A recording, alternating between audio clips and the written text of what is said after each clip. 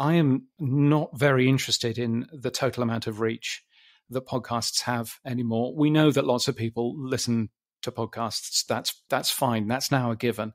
I am much more interested in time spent listening, because time spent listening is the thing that makes money. And if we can double time spent listening, even if we don't double anything else, we double the amount of money coming into our industry.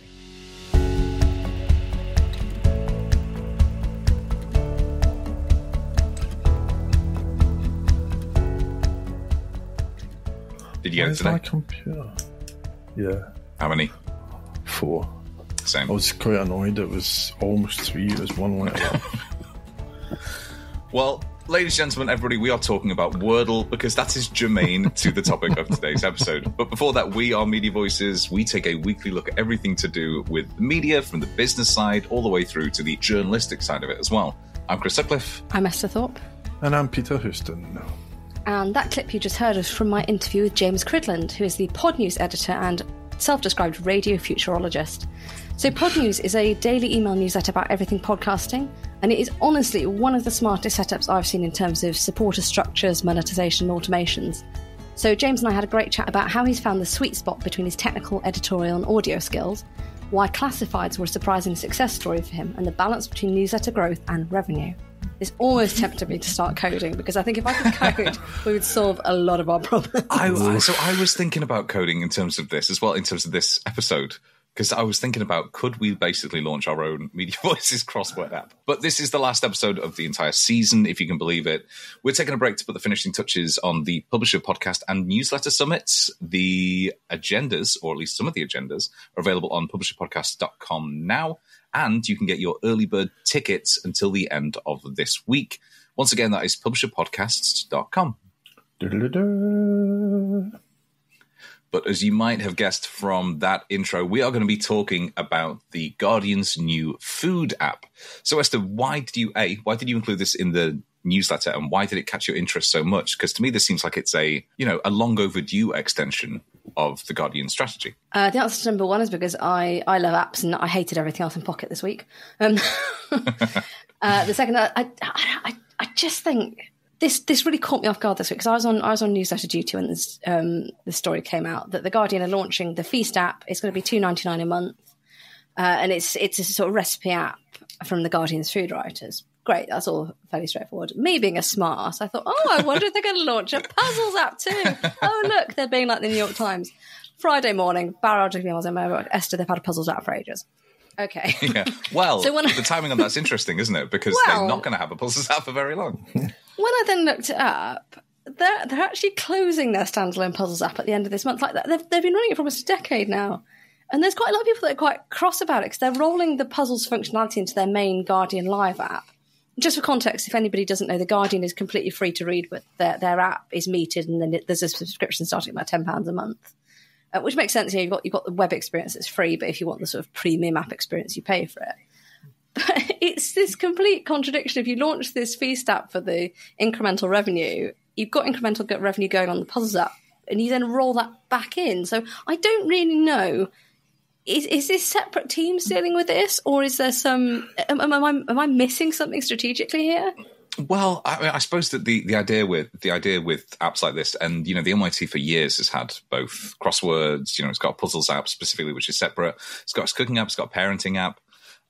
But they describe it as kind of an on-ramp to their news content. Now, they do exist separately, but the idea is to bring it into the wider NYT ecosystem. I don't know enough about the Guardian's puzzle app, but from a pure business point of view, if it was good enough to get people to pay for it, they would have tried to get people to pay for it, right?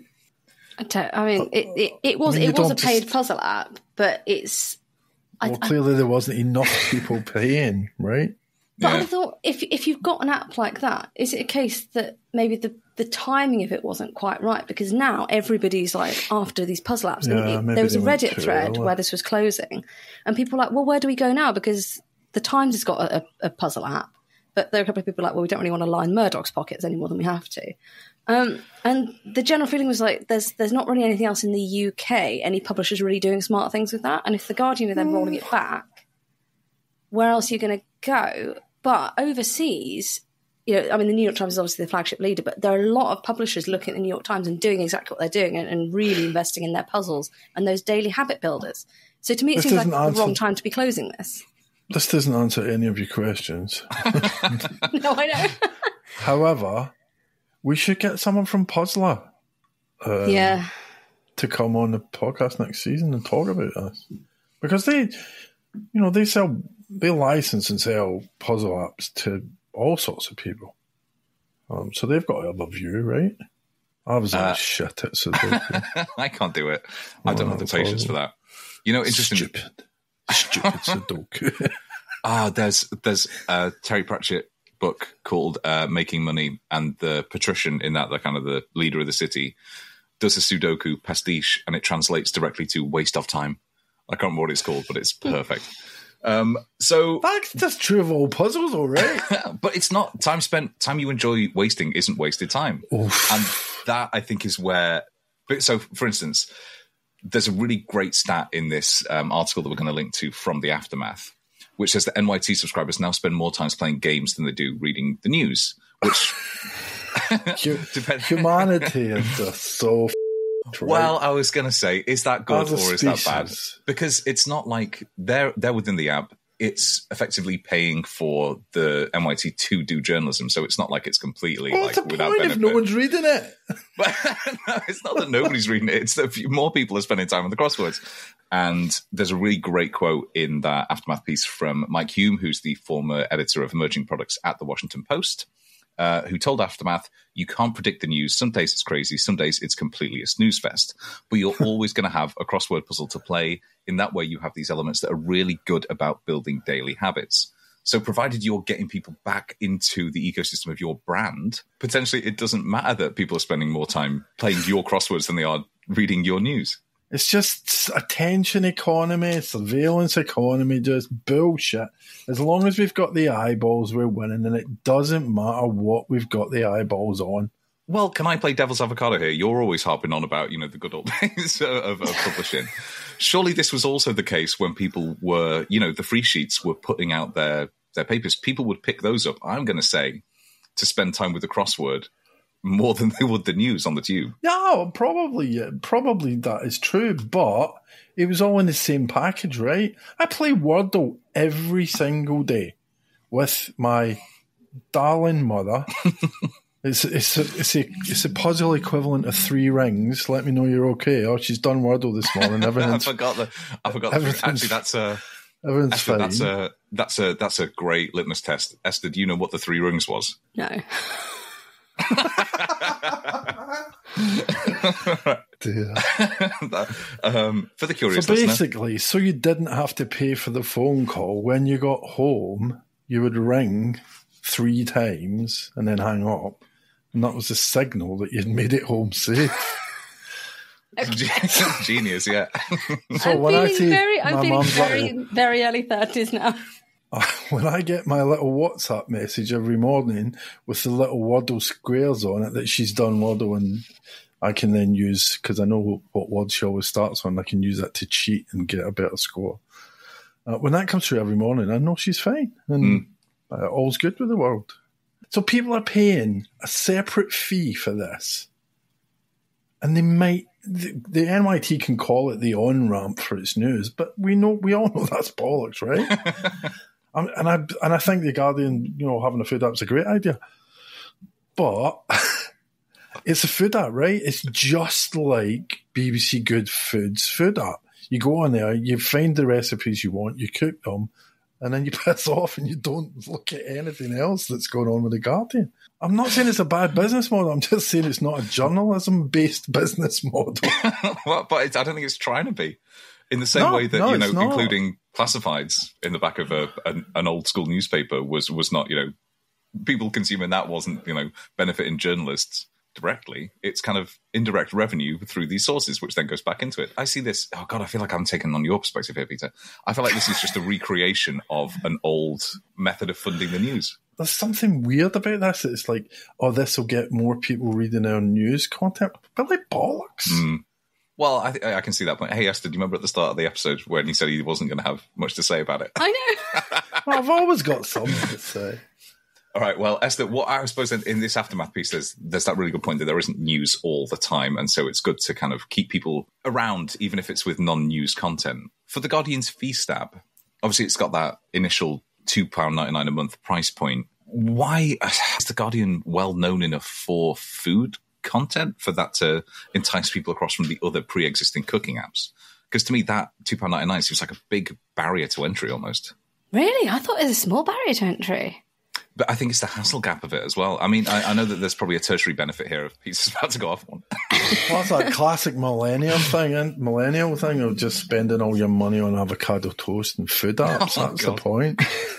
No, I think if once you've bought the avocados, you need the food app to learn what to do with them. If you look at some of the equivalents on the market, BBC Good Food have got a paid food app that's a similar sort of price point. And I think if you're on the App Store and you're looking for food apps, and you see The Guardian, it's a brand you trust, even if you don't necessarily know that they're great for cooking.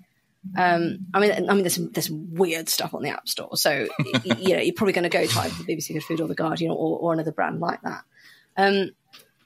I'm a bit torn on this whole adjacent issue because I feel like you're not going to buy The Guardian's food app and then decide to convert to a news subscription or support a subscription.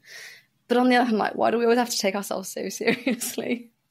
Like, journalism doesn't have to be very serious, long reads for us to pay for it. But yeah, I don't know. I'm really, really on the fence about it. I'm really surprised by this. I would have thought that the only criticism we would have of this is the fact that it's late in the kind of the life cycle of something like this. Not in the UK. Not in the UK. What everyone is talking about is engagement and community building, audience retention, all these things.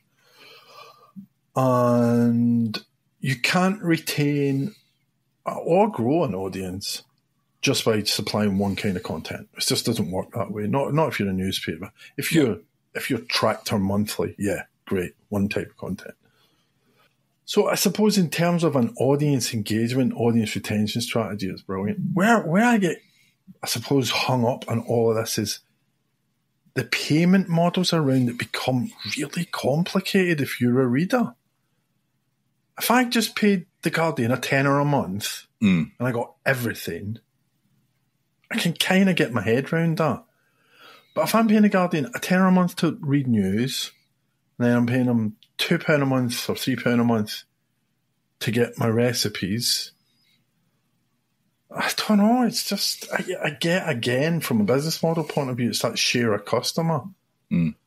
But in a world where we're paying for subscriptions for everything, from Netflix to shaving gear to, I don't know, getting our Teslas fixed. Well, did you see that massive recall of the Cybertruck? Every single one has had to go back because the accelerator kept getting stuck. Brilliant. But poor Elmo. I know. I see what you mean, but surely this is but it's a question. Is it not a question of targeting and messaging?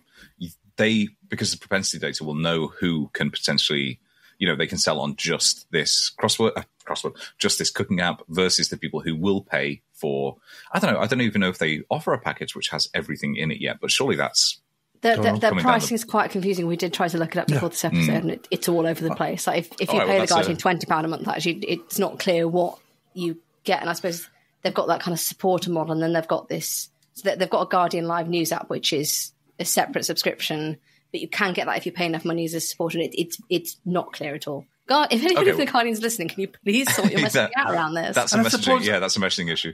And I suppose that's the point I'm making about how this is different from the good old days, which were the bad old days. You just you bought the paper and that was it. You had everything. You didn't have to go through this weird Krypton factor process to try and figure out how much you're actually spending every month. And that's not The Guardian. That's not having a go at The Guardian. That's every subscription-based entertainment and news product. One thing I will say, though, and I'm going to tactically ignore the puzzles issue here because I've already looked enough of Wally about that, is that my Neiman Lab prediction from last year about publishers slicing off things that they could get smaller entry level subscriptions to. This is an example. Yeah, I'm right on one 100%. thing. In fact, yeah.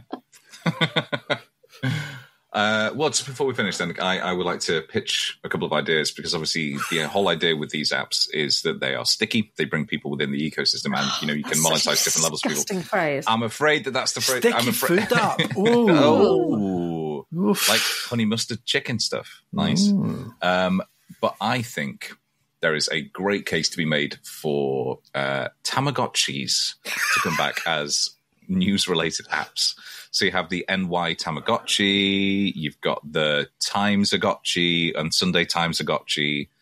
Just that would keep people coming back, because they've got to feed the beast every couple of hours, and therefore they're still within the ecosystem. Genius. That makes more sense than some of that stuff. At least it's blatantly habit-driven, right? Oh, like a cow clicker. Do you know what? We could do a Media Voices Tamagotchi with a little Peter that if you don't feed him, he just hurls insults at you. Yeah. Yay! Calls you a bean counter. We could have a huge recording session where I just record every insult that I can think of. Well, I mean, this is the 284th episode. I'm sure that somewhere in the archive you have said every single insult under the sun. So I'm sure it's got plenty more up his sleeve. There's a couple. There's a couple. Have you said ball bag? Ball bags. Absolute ball bags. And don't forget that if you are interested in everything to do with the business of media, and potentially some Tamagotchi chat as well, you can come along to the Publisher Newsletter and Publisher Podcast Summits. And you can get your tickets for that. There is still an early bird rate available until the end of this week by going to publisherpodcast.com. This week I spoke to James Cridland, editor of Podnews. I've been a huge Podnews fan since discovering it back in 2019, so I love doing a deep dive into the business models and workflows behind running an industry-leading daily newsletter as a solo entrepreneur. So I started by asking James what opportunity he spotted to launch the newsletter back in 2017. Yes, I mean, I would love to claim it was my idea. It wasn't my idea. It was the idea of a friend of mine who we were both at a radio conference in Los Angeles. I think it was called the International the Worldwide Radio Summit. That's right. And I think I was the worldwide bit. It was as worldwide as the worldwide series of baseball seems to be. But anyway, in the pub afterwards, I was chatting to a friend of mine, and he said, "Where do you get your information about podcasting?" And he was involved in the podcasting world. And I said, "Oh, that's a really interesting question. I hadn't really thought of that. Yes, I'm not sure that there is anywhere really, apart from HotPod at the time, but HotPod was very focused on a particular area." And so I thought, when I came back to Australia, I thought, oh, well, maybe that's a thing that I could do. And so spent about a month or so thinking about how to do it. And and ended up launching it in late May of 2017. So I've been doing it every single day ever since, which has been quite a thing. What made you decide to go with a newsletter rather than, say, launching a podcast about podcasts, which you now have? So I'll tell you why I launched a podcast, first of all, because that's probably a little bit more of a strange conversation. I launched a podcast because it turns out I'm all about workflow, as I'll probably talk ad nauseam about in a little bit. But one of the bits of workflow of writing a newsletter is to read it out aloud before you send it, as you would do with an important email, as you would do with everything else, because for some reason the human brain spots more errors and more typing problems and phrasing problems if you read it out loud. And I realized that I was reading it out loud. And I thought, I used to be in radio. I can probably do this for a living. And so thought I'll just record myself reading it out loud. So that's that's the reason why the podcast exists. But I went for a newsletter really because I saw I'd had a lot of experience in doing an online publication. I was doing a weekly newsletter, which I still write actually, which is all about international radio trends and what's happening in the radio world. And I thought, well, I know how to do that. And I also, I think, know how to make that into a business. And so, whereas, podcasting is harder to sell advertising around in comparison to sponsored sections in a podcast, for example, sponsored sections in a newsletter, for example. So I thought, right, I can make this into a business easier if I make it into a newsletter. So that's what I ended up doing. I'll get onto the business bit in a minute, but I'd love to get into this workflows thing, because Podnews for me is in fact, I think it's the best newsletter I've come across in terms of, you're talking about workflows, but it's very well thought out technically. We've done some ads and things with them before, but you can almost book an ad and get slots in that newsletter without ever having to speak to you. Correct. Was that set up like that from the start, or have you sort of evolved the workflows as it's gone along? And I'd like, if you could just talk me through how that works sort of technically. So you've got all this Patreon integration, and it's very clever. Well, yes. I mean, I started by thinking, what is the quickest way that I can produce a daily podcast newsletter? What's the simplest way that I could do that? Because I do an awful lot of speaking overseas. I do an awful lot of travel. My theory at the time was that I would be having a full-time day job working for, some radio station that might hire me during the day. And so my theory was I need to be able to write something in the evening when I know that I've got the spare time. So the fact that Pod News comes out at 6 o'clock in the morning, New York time, is a happy accident of the fact that I'm in Brisbane in Australia, and 6 o'clock in the morning is 9 o'clock at night, my time. So I could do that very simply and very easily. So that was certainly helpful. So again, the time that it comes out is to do with the workflow of making it fit in with the rest of the things that I was planning on doing during the day. The format that it is in is to do with the workflow, because what I didn't want to do is to rewrite a press release and make every single news story its own web page, because madness lies there. So I've run enough websites that I know that that's not really a sustainable thing. So the whole point of it is that it's very short. So the whole thing really is around the workflow, is around making it as easy and quick for me to do as possible, so that I can do other things during that working day, as I want to, but also so that I can focus on the creative side rather than the button pushing side. Because the creative side, the thinking up of stories to write, the reporting on those particular stories, that's much more creative, whereas laying something out to appear in a newsletter is not a creative job at all, and is the sort of job that I didn't really want to end up doing. It's very much focused on creativity and trying to cut the amount of button pushing down to the bare minimum that I can possibly manage. And have you coded a lot of that yourself? I've researched the vendor market for our own newsletter, and I found there's virtually nothing that does what I want it to do. So I'm assuming you've probably done a lot of that yourself in the back end. Yes, I'm afraid I'm one of those people that codes websites. That's Well, here's another business opportunity. Package that up and sell it, and there's a whole host of newsletters out there. Yes, quite a lot of people have told me to do that, and I did used to run other websites for other people, but that ends up being, and other newsletters for other people, but that ends up being so much more difficult and complicated. I really didn't want to end up doing that, so I have stopped doing all of that. But as it was up until a couple of months ago, actually, the Podnews website, the same code that produced the Podnews website was producing up to 4 different other newsletters using the same code, and you'd never know because the whole, all of those looked very different.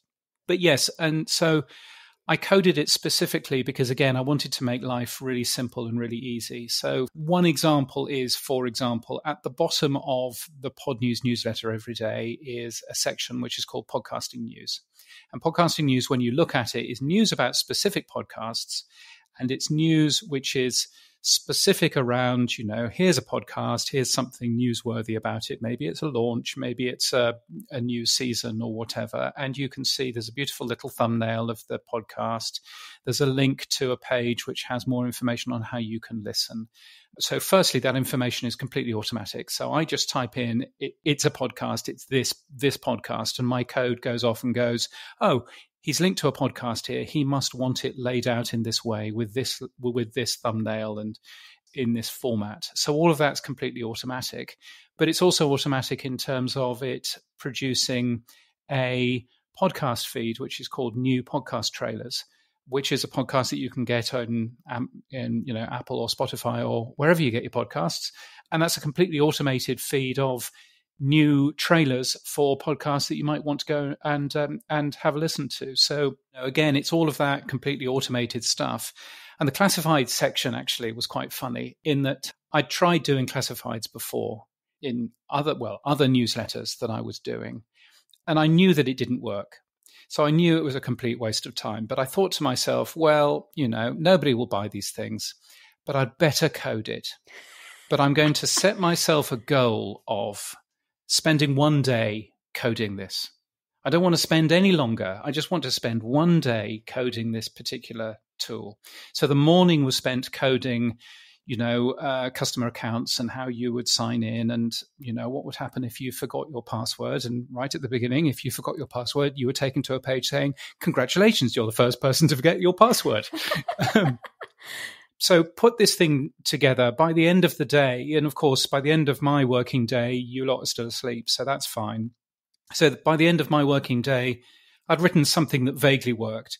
I put it live, went to bed, woke up the next morning to see that I had one order already. And that order was for $500. Oh, wow. And I thought, maybe I should apply a style sheet to it and make it look nice and sort out the forgotten your password links and all of that. So that was a real sort of wake up call of, maybe I'm onto something here. Maybe this is something that I can actually offer. So the way that the revenue works now is it's essentially, and I'm in an incredibly lucky place, a third of my revenue comes from classified advertising. A third of my revenue comes from supporters on Patreon that will support what I do, either as a company and you get a logo, or as a personal supporter. And then the final third comes from sponsors and advertisers who are in the newsletter. And I have someone who helps me with sales for that, who's based in the US. And that's so helpful to have three very different revenue streams, which essentially allows me to report openly and honestly about individual companies, even if they're advertising with me, because I know that, if they really don't like what I've written, then they will go away, but that won't mean the end of my company. Whereas I've worked for many people who have relied on one or two large advertisers or one or two large clients and found it very difficult. So, so I'm really lucky in that regard, in that I have a good spread of revenue from different types of sources. Is that something you always had in mind from the outset, that you'd have those different streams? Or was it like the classifieds that you just sort of maybe thought you'd try a Patreon and try sponsored slots and just see how they went? Yeah, I mean, some of it was trying things. I did write my own Patreon because, of course, I did. Of course. So I wrote my own Patreon, which I then put live. And the benefit at the time was that, you didn't have to be billed in US dollars and all of that. And I realized the power of the brand at that point, because I suddenly realized, wow, no one is signing. I actually split it. So you could either sign up with the Podnews newsletter and do that automatically, or you could sign up with Patreon, and virtually everybody would press the Patreon button.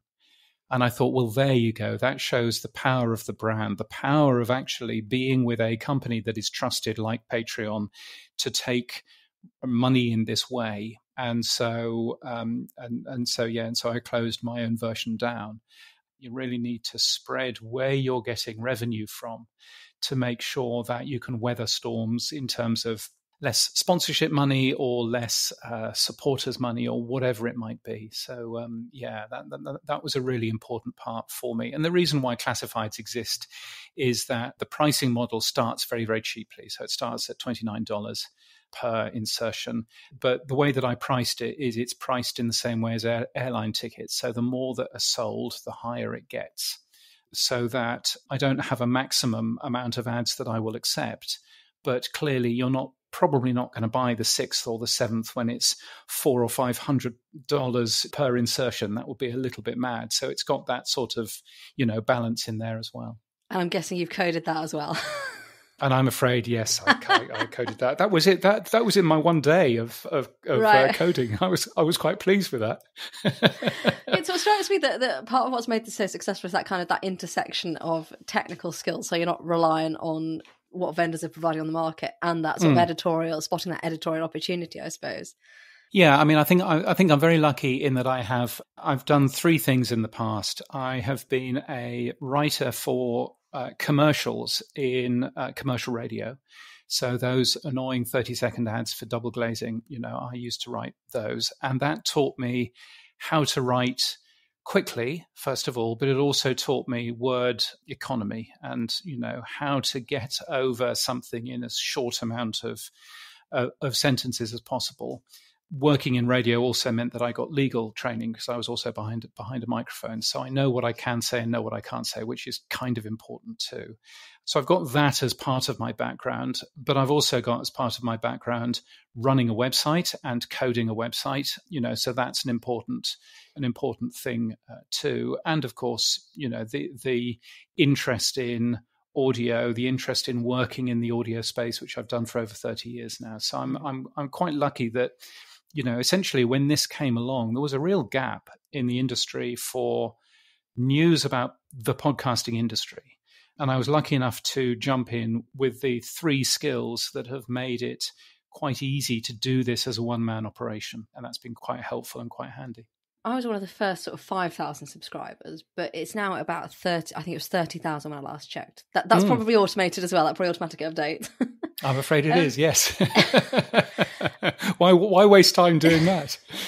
Exactly. I think if there's a single question I want to know, that the answer is somewhere on the Podnews website. Yeah. Do you sort of increase the amount you charge sponsors as that goes up, or do you not see the value as necessarily tied to the size of that email list? That's a great question, Esther. And I think one of the difficulties that I've got is, I've got two problems. One of the problems is I've got 30,000 people getting my newsletter every single day. How many people are working in podcasting as a business? What is the universe? I don't know whether that's 35,000, in which case I'm pretty well there, and I've just annoyed the other 5,000, and that's fine, or whether it's 3 million. I genuinely don't know what the answer is. So I've got that as one issue, that I don't frankly know what my addressable universe is. And on the other side, a lot of people say, you should be advertising more, you should be getting your name out there, blah, blah, blah. And I'm there going, if I was to double the amount of people getting the newsletter tomorrow, I couldn't necessarily double the amount of money that I was getting in from advertising, because there is a finite amount of what an advertiser will pay for a newsletter. And yes, I could put the prices up a little, but I don't think that I could double them with double the amount of users. So actually, it's a really interesting ROI conversation, and I don't know what the answer is. And I think I'm a little bit stuck in terms of, you can see other newsletters which are much more broad in scale, and you can see them clearly, if they double or treble the amount of people getting their newsletter, then they can get an awful lot more. I'm not sure that it works on my side. And so I've got that's one issue. And the other issue is, where do I advertise? Even if I was going to advertise, where do I advertise? So one of the things that's most important for me, and that works as well as anything else, is actually partnering with podcast events, podcast awards, partnering with those sorts of things. And I've run plenty of events in the past, so I understand what they want, to be able to help promote those events, and in return maybe get a data share, or maybe get some form of marketing for those events, because those are exactly the sort of people that I would like to be talking to. But as for advertising on Facebook or on Twitter, it's I've never found that to work at all. I mean, it's about quality as well, isn't it? You could quite easily buy lists and quadruple the size of your list. And I think you maintain quite good open rates. Do you look to sort of clean the lists at all, or do you just let it sort of grow organically? I don't think you can clean the lists, because I don't think you can reliably say whether or not somebody has opened an email. So we've got open rates of around 47%, which is a very high open rate for this sort of thing. But I don't want to get rid of people who according to my system, hasn't opened their email because, I mean, they might be using Apple Mail, and in which case I would never know. They might be using Gmail, and in which case they all look as if they're coming from Virginia. I really don't know. And so from that point of view, I mean, obviously, every single email that I send costs me money in terms of the per email cost that I pay Amazon. That money is tiny, but nevertheless, that's a side of it as well that I need to bear in mind. Cleaning lists and things and monitoring. I mean, we talk in podcasting a lot about how our statistics are rubbish and how, we've hardly got any numbers. Wake up to the world of newsletters. I mean, goodness me. Open rates. I've read something recently that says that 60% of email opens are actually robots. I'm not sure that I necessarily believe that number, but there's certainly an amount of robots who are both opening the email and clicking some of those links. And click on every single link. When all the links down the bottom are clicked, I know that that's a bot. The one thing that I do, and I'm very, very keen about doing it, is the whole double opt-in thing of somebody signs up, I then send them an email saying, hey, are you sure you want to sign up? Press this button to sign up. And they don't get the newsletter if they haven't gone through that additional step. That's a really important thing for me, and it's saved my bacon in the last sort of 3 months or so, because Podnews has reached a size where spammers are very keen to go through my entire website and find any form that they possibly can and fill it with information about selling cannabis, which is lovely. But of course, I've had to then put quite a lot of things in place to stop those robots and those scammers from going through every single thing, and that's been quite a lot of pain to get that bit done. And that means that those 30,000 people at some point have actually said, yes, I do want to opt into that, even if they don't necessarily continue opening. Yes, absolutely, and we know, I spot bounces every single day from people that aren't getting the email anymore. I think it's a 3 bounce and you're out rule, and to be honest, that's been one of the issues over the last year, has been the amount of redundancies in the podcast industry in the US. I mean, Spotify made 2,300 people redundant alone. The amount of those redundancies has actually had a real impact on the amount of people getting my newsletter, because all of a sudden you can see 2 months after that, happened. All of a sudden, my numbers went down as Spotify's IT finally started cancelling all of those email addresses. So it was, so that's been something that's hurt quite a bit as well. I'm assuming you're probably making enough from those 3 revenue streams to keep yourself quite comfortable. I did notice you've made a little bit of an acquisition in the last 12 months. Yes, I did. Yes. So I bought a competitor of mine, which was quite interesting. The website is called podcastbusinessjournal.com. It was actually put together by a very long-term friend of mine, Eric Rhodes, who does a number of radio magazines in the US as well. And there was an opportunity to acquire that particular business. So I did in May of last year. And that's been really helpful, because the number one reason why people unsubscribe from the Podnews newsletter is that it's daily. And now that's the point of it. It's a daily newsletter. And so that was quite difficult. I didn't really have a way of keeping those people, even if they didn't want a daily newsletter. I didn't have an easy way of keeping those people so that I could reach them. And so acquiring another brand was really helpful, because that enabled me to turn Podcast Business Journal, which was a competitor of mine, really, into a weekly focusing on business, because that's what it says on the tin, with a long form interview every single week. And if somebody unsubscribes from the Podnews newsletter, I can then turn around and say, if you were getting too much email, no worries, you can just get this instead. And there is a high degree of people going, oh, well, that's good. I don't want to be completely shut off from this world, but I just don't want emails every single day. So that's been super helpful. So yeah, that's been good. I wouldn't necessarily say that's been a profitable purchase, but it's been a very good defensive purchase, certainly. And certainly we've seen over the last year or so, we've seen other podcast newsletters falling by the wayside. HotPod only very recently going on, inverted commas, hiatus, But since they've refunded everybody, that's going to be a long hiatus, one would assume. But that probably gives a bit of pressure on me to write a bit more long-form content and to focus not just on the, lots of links to individual stories, but to also do a little bit more of the long-form stuff that I enjoy doing. But it's much harder to and more time-consuming to do. You mentioned Hot Pod. I think Ariel from Hot Pod signed off last week, and it was quite a curious editorial she wrote, where she sort of almost seemed to have the view that podcasting hadn't quite lived up to its promises. Do you think we're seeing an industry right-sizing, or is there still quite a lot of unmet potential that maybe the hype cycle just got a bit big? I think we're seeing a US industry resizing, absolutely. And I think one of the things that I've tried to do with the Podnews newsletter is to tell a global story. I'm a Brit, as you can tell from this excellent accent. I live in Australia. I've worked for companies in Canada, in the US, in mainland Europe. So hopefully I can bring something which is a little bit more European. And I think if I had a criticism of the original Hot Pod, is that it was very much focused on the North American market and, to be frank, the Brooklyn market. That's what it was really, really focused on. So broadening things out has, I think, been very helpful.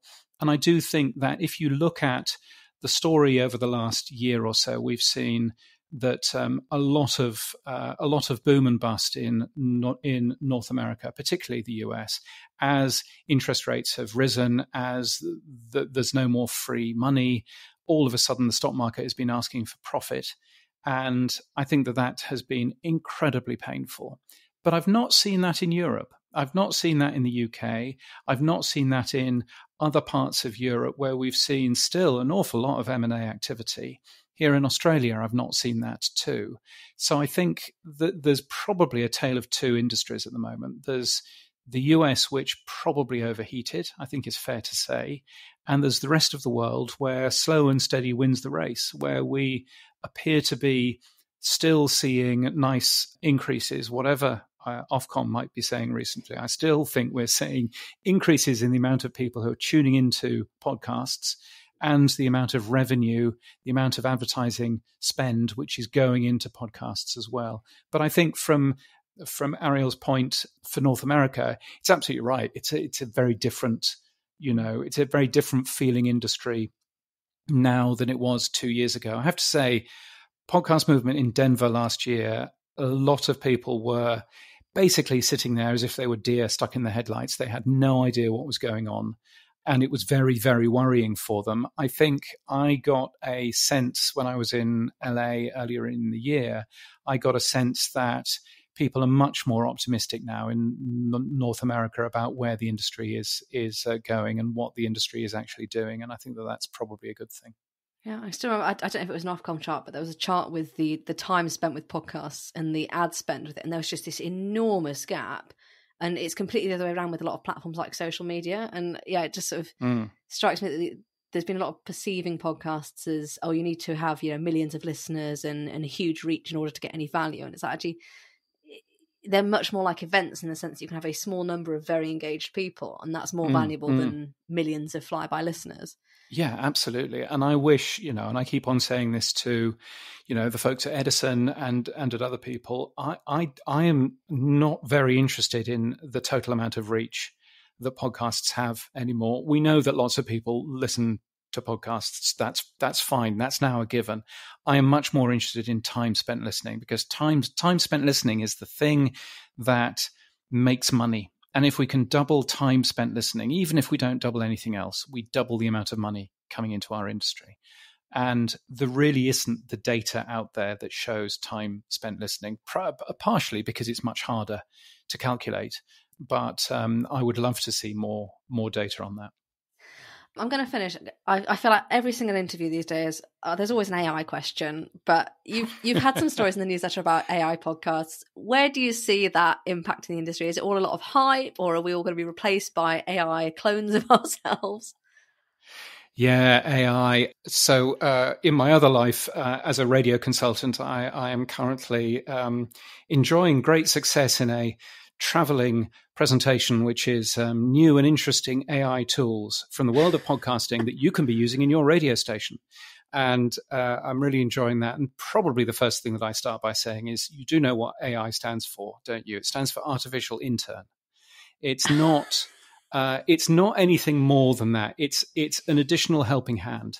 But you are most definitely going to want to check whatever your artificial intern does prior to putting it on air or making a podcast out of it or anything else. I find it interesting. So we've just had 2 large announcements this week about AI translations, of taking a show which has been very popular and translating it into a different language using AI and clone voices and blah, blah, blah.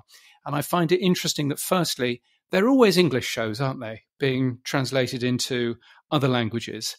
And I'm kind of there thinking it's a bit colonial to basically go, the only things that really work are English language. And we're letting you, person that doesn't speak English, enjoy this wonderful show that we have made. And I've not seen the other way around. And I wish I could see more of the other way around. So that's the first sort of thing that just makes me slightly nervous about it.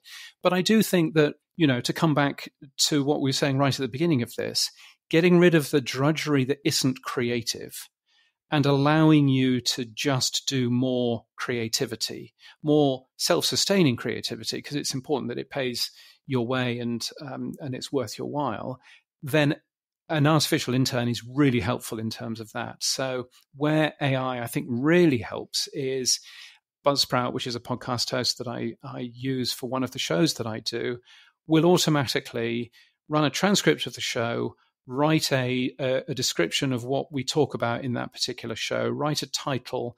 It'll work out where the chapter points are if you want it to do that. It'll pull individual clips out so that you can tweet those or put those on Mastodon or whatever it is that you want to use these days. And I think that use of AI is brilliant, is so useful, of just a way of just making things easier in terms of that regard if you don't have the time or the talent to end up doing that. So AI is brilliant for that. In terms of clone voices and in terms of writing full scripts for podcasts, I'm not so sure yet. But, the slightly scary thing is AI right now is the worst it'll ever be. It'll only get better from here. It will. Only get better. Our ethos is that, well, we're probably not as good as AI, so as long as we keep being authentically crap, we're irreplaceable. But I think from a publisher's point of view, if you've got a podcast interview that you have produced, for example, then using AI to turn that into a transcript, using AI to then turn it into the basis of a blog post, just gets the most value out of the great content that you already have. Turn it into a magazine article. You can do a bunch of things like that actually works an awful lot. We were talking about the Podcast Business Journal earlier. The Podcast Business Journal is literally me going through, it takes an hour every week, of me going through the Podnews newsletter, pulling out any business-related stories to do with the US, and then transcribing an interview that we've probably already done for the Podnews Weekly Review, which is our long-form show. So in terms of getting the very best out of your content, that's, I think, a really good example of where AI can jump in and can really help produce a different product which actually reaches different people, but is not just a random hallucination. It's just grabbing information that you've already used elsewhere. So if people want to brave a daily podcast newsletter in that inbox, where can they find you? So they can visit podnews.net and subscribe for free. You can also subscribe to the Podcast Business Journal as well, which is also free. And you'll find that at podcastbusinessjournal.com. And of course, there's a podcast version of everything, because of course there is. And you'll find the Pod News Daily wherever you get your podcasts. So that's it from us for this season. We'll be back again September, maybe? Depending. Yeah, sometime in the future. Give or take.